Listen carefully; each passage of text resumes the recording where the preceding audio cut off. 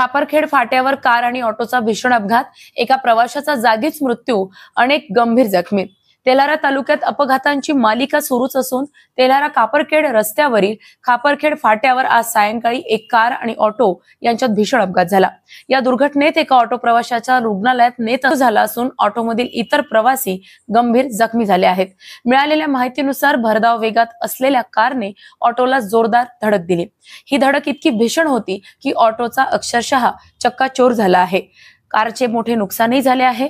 अपघातानंतर गंभीर जखमींना तातडीने अँब्युलन्स व्हॅनने अकोला येथील ग्रामीण रुग्णालयात पुढील उपचारांसाठी दाखल करण्यात आले आहे।